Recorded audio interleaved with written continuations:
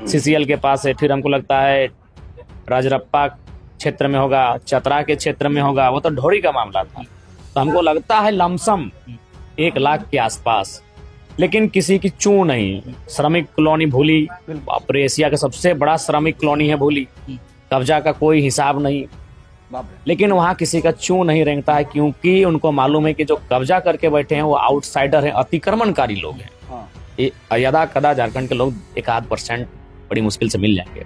वो कब्जा नहीं, उन्होंने आवेदन किया होगा, बड़ी मिन्नतें फरियाद लेकर गए होंगे कि हमारा बच्चा पढ़ा रहे हैं, लेकिन बाहुबल से अगर किसी ने कब्जा किया है तो इस राज्य के नहीं, आउटसाइडर से।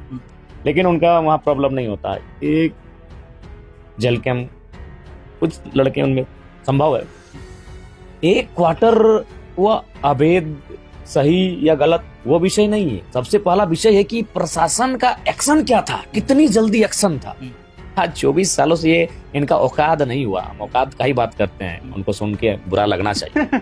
इनका औकात नहीं हुआ, इनका हैसियत नहीं हुआ कि बोकारो के खटाल को खाली कर सके, जहां 3000 एकड़ भूमि पे कब्जा है, जहां एक उत्तर प्रदेश के माफिया ने जंगल की 1000 भूमि पर कब्जा कर लिया। इनका औकात नहीं हुआ। 1 क्वार्टर को किस प्रकार देखिएगा, झारखंडियों को समझना चाहिए। मेरा विरोध कीजिए, अगर आप किसी अन्य राजनीतिक दल से मेरा विरोध कीजिए, खुल के कीजिए, लेकिन कभी कभी किसी विषय में आपको सोचने की आवश्यकता है। अब मान के चलिए वहाँ वाटर जो बरसाया जाता है, पानी का गुब्बारा, वो गाड़ी थी। फायर ब्रिगेड की भी शायद मसलन गाड़ी वहाँ थी। जो आंसू गैस छोड़े जाते हैं वो गाड़ी भी वहाँ थी। रबड़ गोले जो दागे जाते थे वो गाड़ी थी। 1 क्वार्टर के लिए वो ऐसा व्यवहार करके आई थी जैसे इस क्वार्टर में ओसामा बिन लादेन के संगठन में काम करने वाले आतंकवादी घुस गए। बिल्कुल, ये बहुत बड़ा मैसेज है झारखंडियों के लिए, बहुत बड़ा। ये बीसीसीएल का मैनेजमेंट, जिनकी हमेशा सीसीएल का मैनेजमेंट, जिनकी हमेशा रैयतों के लिए मोटी चमड़ी होती है, महज कुछ घंटों में लेटर चिट्ठी जारी करती है और एसडीएम सिंघम एसडीएम पहुंच जाता है अपना फोर्स लेके। लेकिन इनका दम नहीं होता है, इनकी क्षमता नहीं होती, इनका हैसियत नहीं होता है कि जब बोकारो जैसे खटाल को खाली कर दे। ये बात तो है। धनबाद के बीसीसीएल की अवैध कब्जों को खाली कर दे, बिल्कुल, इनका हैसियत नहीं होता है।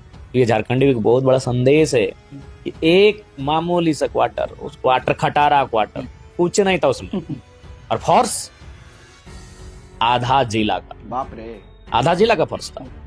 गोमिया के वीडियो थे, बेरमो के वीडियो थे, चंद्रपुरा के वीडियो थे, नवाडी के वीडियो थे, पेटरवार के वीडियो थे, थाना प्रभारी जरीडी के थे, चंद्रपुरा के थे, गांधीनगर के थे, बेरमो के थे, नवाडी के थे, एसडीएम, एसडीपीओ, एडीसी।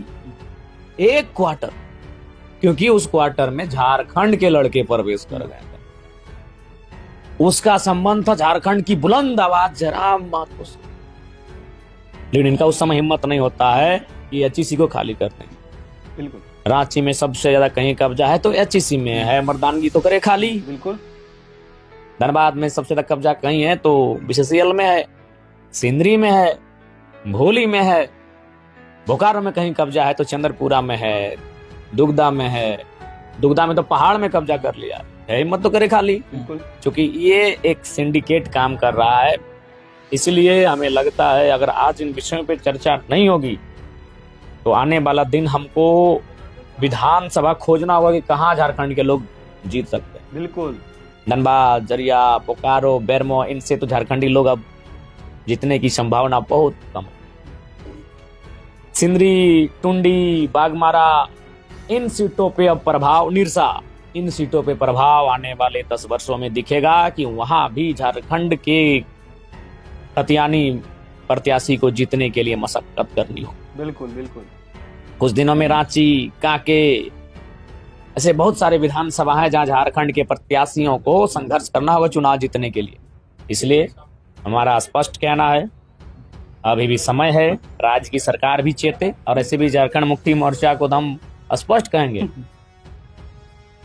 कितने ये लोग आपके हैं ना जिनके लिए आप नीति झारखंडी छात्रों को पीट रहे हैं, नौकरियां बांट रहे हैं, आप नगर निगम में सीट जीत के दिखाइए। बिल्कुल, बिल्कुल, जब शहर का चुनाव होगा ना, जेएमएम को आज एक तरह से हम जेएमएम के संगठन को हम चुनौती प्रस्तुत कर रहे हैं, जो आज गैर झारखंडियों की हितैषी बनकर बैठी है, उनको हम एक प्रस्तुत कर रहे हैं चुनौती कि आप नगर निगम का चुनाव करवाइए और हमको जीत के दिखाइए कितना सीटें जीतते हैं। अब बिल्कुल। अरे भैया कोई नहीं पूछने वाला है, इसीलिए अभी भी वक्त है।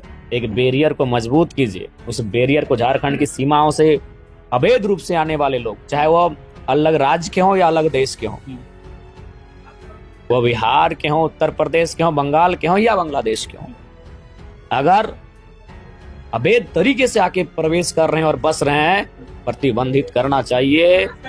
अगर जहाँ आपके सामर्थ्य में उसे आप अपने सामर्थ्य से कीजिए, और जहां आपको केंद्र की आवश्यकता है केंद्र से मध्यस्थता स्थापित करके आप कीजिए।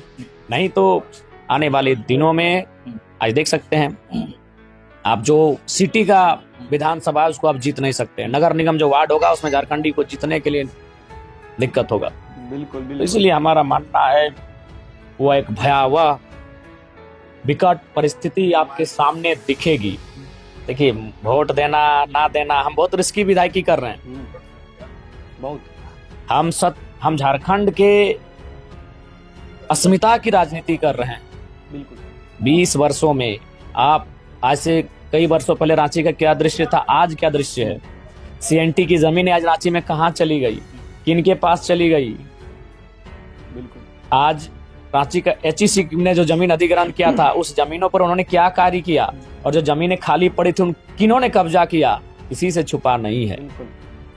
धीरे धीरे झारखंड के लोग सिमट के रह जाएंगे, उनका दायरा सिमट के रह जाएगा, और अतिक्रमणकारी अवैध कब्जाधारी जो लोग हैं वो कहीं ना कहीं झारखंडियों के सर पे चढ़ के शासन करें। बिल्कुल। दादा, आप जिस प्रकार से एग्रेसिव होते हैं, क्या ये सही है? सब सही है। सीधी अंगुली से घी ना निकले तो घी अंगुली को टेढ़ी करना चाहिए। बिल्कुल। डर नहीं लगता है? डर के क्या करेंगे, मरना एक दिन सबको है। नदी नाला पर्वत पहाड़ सूरज चंद्रमा सबको मरना है। बिल्कुल। मरने से डरने के, हम अपनी जिंदगी को जीने के लिए नहीं आए। अगर हम अपनी जिंदगी को जीना रहता था हम कहीं सेटलमेंट कर लेते हैं। हाँ, गजब। बिल्कुल सही। उम्र 30 साल का है, विधायक बन गए हैं, लाखों रुपए की सैलरी होगी, भत्ता मिलेगा, एरोप्लेन में फ्री में घूमेंगे, ट्रेन में फ्री में घूमेंगे, आवास के लिए लोन मिलेगा, गाड़ी खरीदने के लिए लोन मिलेगा, शादी ब्याह के लिए भी देगा कि नहीं पता नहीं। इतना सुविधा है, तो किसी को तो पता है, उतना सुविधा है, ठीक है। फिर भी हम जान हथेली में लेके घूम रहे। क्यों ना? मुझे भविष्य दिख रहा है झारखंड का क्या होने वाला है। मैं चिंता करता हूँ इस राज्य की कि 20 सालों बाद जब हम जैसे झारखंड में कदम रखेंगे तो नजारा क्या होगा। इसलिए नजारा मैं बताना चाहता हूँ, आज से कई वर्षों पहले, 10-15 वर्ष पहले